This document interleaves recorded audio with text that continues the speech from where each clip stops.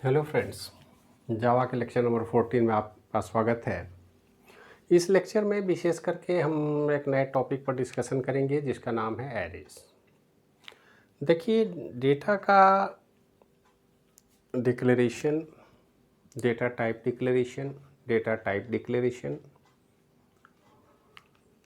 ये सब तो अलग अलग बातें हैं और हम जानते हैं कि डेटा का इस्तेमाल हम अपने प्रोग्रामिंग में करेंगे, लेकिन रियल लाइफ सिचुएशन में ऐसा नहीं होता।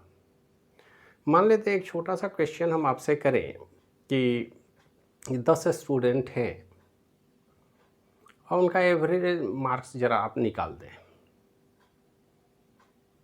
एक क्लास में 10 स्टूडेंट हैं जिन्होंने एग्ज़ाम दिया और एग्जामिनेशन में जो भी मार्क्स उन्होंने स्कोर किया उसका एवरेज आप बताएं कि एवरेज कितना लाए बच्चे। तो सवाल है कि 10 स्टूडेंट को अलग अलग है, उनका मार्क्स हम कैसे रखें अपने कंप्यूटर में ताकि हम आसानी से एवरेज निकाल लें। मैथमेटिकल प्रॉब्लम तो है, लेकिन हम एवरेज कैसे निकालेंगे? ऐसा तो नहीं कर सकते कि उसके लिए अब पेन पेपर की ज़रूरत होगी। हम डेटा को रखने के तरीके से इस तरीके से एडजस्ट करें कि हम आसानी से एवरेज निकाल पाएँ। और उसका अगर सिंपल सा फॉर्मूला अगर हम बना लें, मान लेते हैं एक्स डेटा आइटम है, उनका एवरेज निकालना है, या एन डेटा आइटम है एक्स टाइप के। जैसे एक मैथमेटिकल फार्मूला है ए इक्वल टू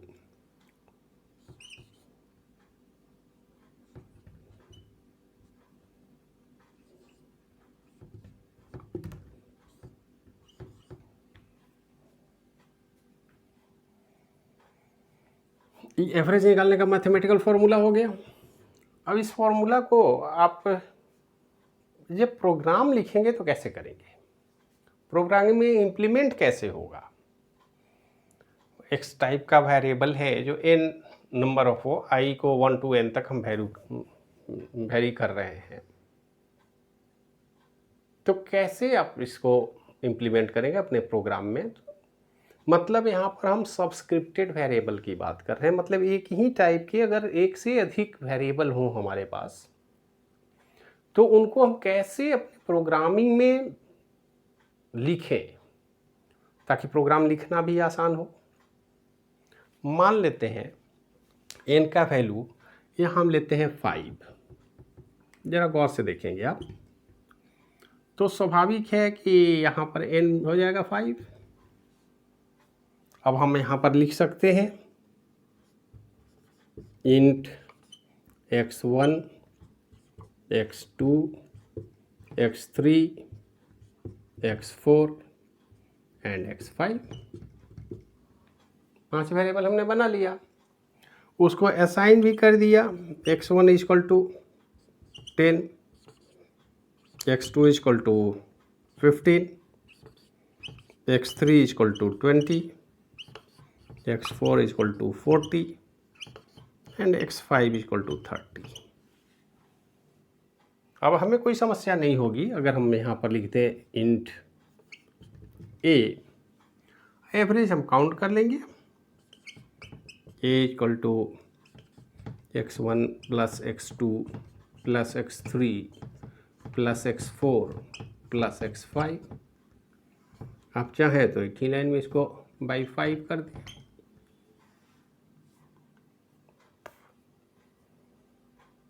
काम तो आसान लगा। क्या होगा जब n का वैल्यू 50 हो जाए? ये जो हमारा तरीका है ये एप्लीकेबल होगा। आप बोलेंगे 50 है तो थोड़ा लंबा प्रोग्राम हो जाएगा, 50 डिफरेंट वेरिएबल बना लेंगे। अगर 500 हो तो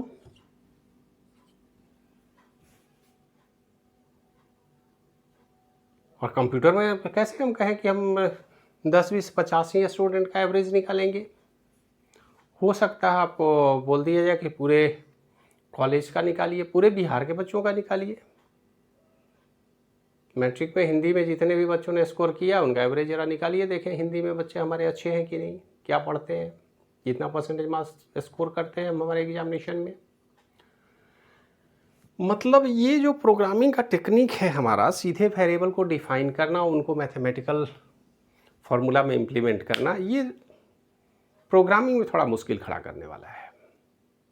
तो इसका सीधा सा जवाब है सब्सक्रिप्टेड वेरिएबल। अगर हम इतना नहीं करके, हमको पता है कि एक्स से ही अगर सारे वैल्यू को हमको रिप्रेजेंट करना है, तो जैसा सी प्लस प्लस में आपने सीखा है, हम क्या करते हैं, एक एरे डिफाइन करते हैं 500 का, और ये अपने आप से डिफाइन कर लेगा। तो अगर हम 500 नहीं 5 की ही बात करें तो यहाँ पर क्या हो जाएगा, वो अपने आप डिफाइन कर लेता है 0 1 2 3 एंड 4। ये एक्स नाम का वेरिएबल है, ये x0 x1 x2 x3 x4। ये काम आपने सी प्लस प्लस में किया है। जावा में ऐसा अगर आप लिखते हैं तो ये एरर देगा। जावा में एरे को इस तरह से डिफाइन नहीं किया जाता है, ये आप स्पष्ट रूप से ध्यान में रखें। जावा में कैसे डिफाइन करेंगे, क्या रूल है, उसको समझना होगा हमको।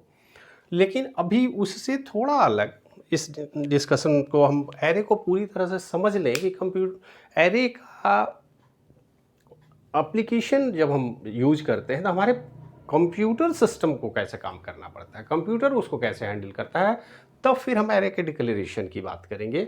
अभी थोड़ा सा हम ये समझने की कोशिश करेंगे कि मान लेते हैं कोई एरे हम बनाते हैं, तो एरे हम 1 डायमेंशनल बना सकते हैं, 2 डायमेंशनल बना सकते हैं। अब कंप्यूटर का मेमोरी तो कुछ इस तरह का है, कंप्यूटर के लेवल पर जब आप बात करेंगे तो हमारा कंप्यूटर तो कुछ इस तरह से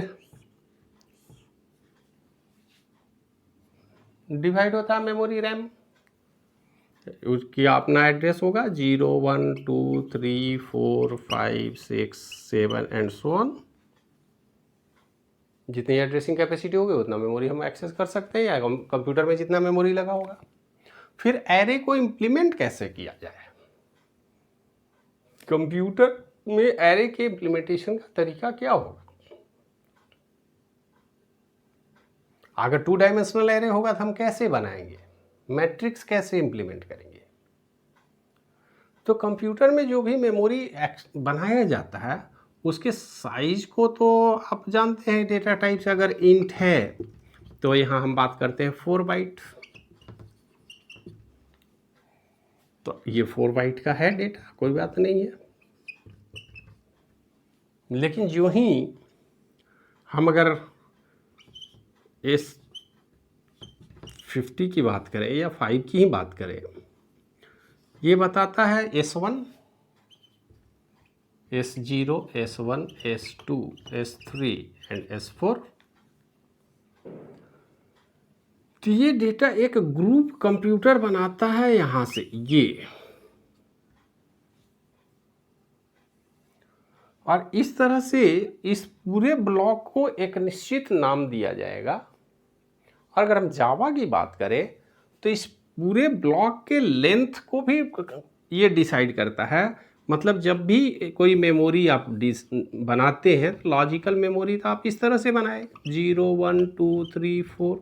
इस पूरे मेमोरी को जावा की अगर हम बात करें तो इसको एक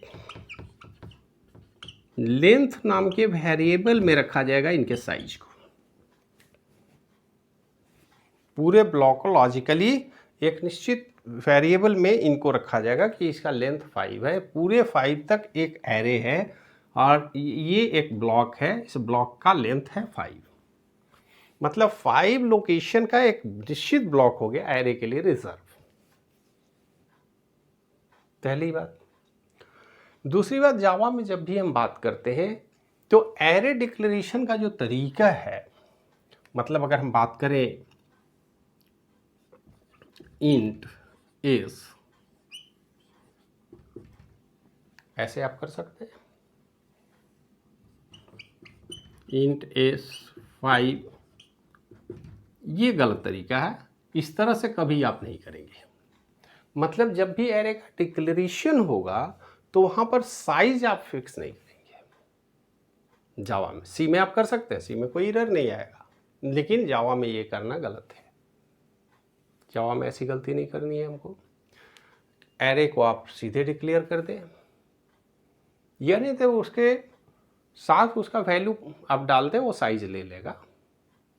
लेकिन आप इनिशियलाइज जब भी करें तो उसमें कोई वैल्यू नहीं दे। सबसे अच्छा तरीका ये है कि जावा में पहले आप साइज नहीं दे, एरे का डिक्लेरेशन करें। अब बताइए क्या C++ में ऐसा डिक्लेरेशन हो सकता है? C++ में ये एरर होगा और जावा में ये एरर है। C++ का मानना है कि जब भी एरे हम बताएंगे तो साइज आप बताइए। इसका मतलब है कि यहाँ पर जो एरे को आप डिक्लेयर कर रहे हैं, तो यहाँ पर साइज की बात ही नहीं करनी है। यहाँ पर एक निश्चित आप रेफरेंस वेरिएबल क्रिएट कर रहे हैं एस नाम का, और ये रेफर करेगा। अब ये किसको रेफर करेगा, ये तो डिपेंड करेगा जब आप उसको एरे डिक्लेयर करके देंगे। ठीक उसी तरह जैसे अगर हम सिंपल वेरिएबल में क्या करते हैं, इंट ए, तो ये हमने सिर्फ यहाँ पर डिक्लेयर किया है डेटा टाइप। वैल्यू क्या होगा वो बाद में बताएंगे। उसी तरह यहाँ पर हमने एरे के लिए एक रेफरेंस वेरिएबल बनाया है जो किसी एरे को पॉइंट करेगा, लेकिन पॉइंट तब करेगा ना जब आप एरे बनाएंगे। एरे जब आप बनाएंगे तो इसके रेफरेंस को आप जोड़ दें, इस एरे को पॉइंट करना शुरू कर देगा। इस बात को ध्यान में रखेंगे। और ये जो लेंथ है हमने नहीं बनाया, ये ऑटोमेटिकली जावा बना लेगा उसके लेंथ के वेरिएबल को, जिसको आप एक्सेस तो कर सकते हैं। आपको क्रिएट करने की ज़रूरत नहीं है कि इस एरे का लेंथ 50 होगा, 5 होगा, जो भी एरे का वैल्यू देंगे ऑटोमेटिक होता है, बना लेगा। तो इस बात को ध्यान में रखेंगे। अब थोड़ा सा डिस्कशन को आगे हम बढ़ाएं। अगर हम ऐसा चाहते हैं 2 डायमेंशनल एरे, जैसे हम लोग करते रहे हैं, ARR ले ले 5 4, ये क्या है भाई, मैथमेटिकली अगर हम रिप्रेजेंट करते हैं तो इस तरह का बना देते हैं।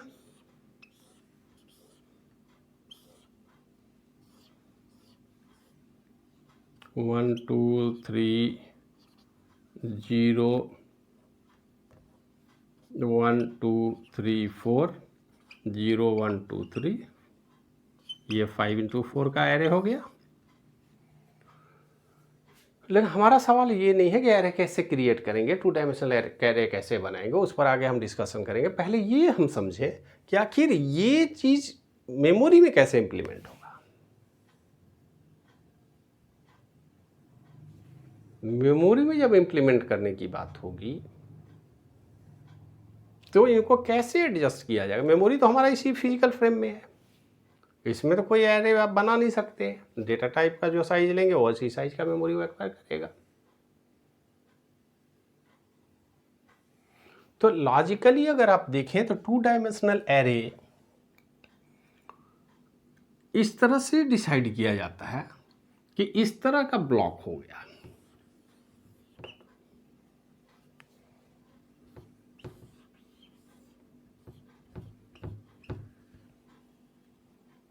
इनको हम एक साथ अरेंज कर रहे हैं। अब ये 0 और 1, अब जरा गौर से देखिए, इस तरह से और बढ़ता चला जाएगा। सबसे पहले अगर हम बात करें S0 0, तो S0 इस ब्लॉक की बात हो रही है और इसके 0 लोकेशन की बात हो रही है। 1 0 1 2 3 4 1 0 0 0 1 0 2 0 3 0 4, और सीक्वेंस ये ले चलेगा, ये इसी तरह सीक्वेंस में चलता रहेगा। हम अपने हिसाब से डिसाइड कर रहे हैं 2 डायमेंशन, लेकिन लॉजिकल इनका अरेंजमेंट कुछ इस तरह का होगा कि एक रो के ब्लॉक को एक साथ, फिर कॉलम वाइज हम डिसाइड कर लेंगे, फिर दूसरे रो की बात होगी, नेक्स्ट कंटिन्यूएशन में ही रहेगा। मतलब हम भले ही यहाँ टेबुलर स्ट्रक्चर में दिखा दें, XYZ एंगल में दिखा दें, लेकिन डेटा जब भी कंप्यूटर के मेमोरी में रखा जाएगा तो फिजिकली लोकेटेड सीक्वेंशियल मेमोरी में ही रखा जाएगा। उनकी एड्रेसिंग का लॉजिकल डिवीजन होगा, जिससे कि हम आसानी से लॉजिकली हम समझ पाते हैं कि हमारा कुछ इस तरह का स्ट्रक्चर होगा, जैसा कि मैथमेटिकल हम लोग करते हैं, ग्राफ इसका स्ट्रक्चर डिफाइन करते हैं। लेकिन कंप्यूटर में इस स्ट्रक्चर का कोई मतलब नहीं है। कंप्यूटर में सीक्वेंशियल डेटा को अरेंज किया जाएगा, एक्स वाई जेड जितना भी डायरेक्शन चाहे आप दे सकते हैं, 3 लेवल 4 लेवल, इसलिए कि हर लेवल पर एक स्ट्रक्चर बढ़ता चला जाएगा। अगर हम बोले एक्स वाई जेड तो 0 0 देन फिर 1 0 0 इस तरह से बढ़ता चला जाएगा।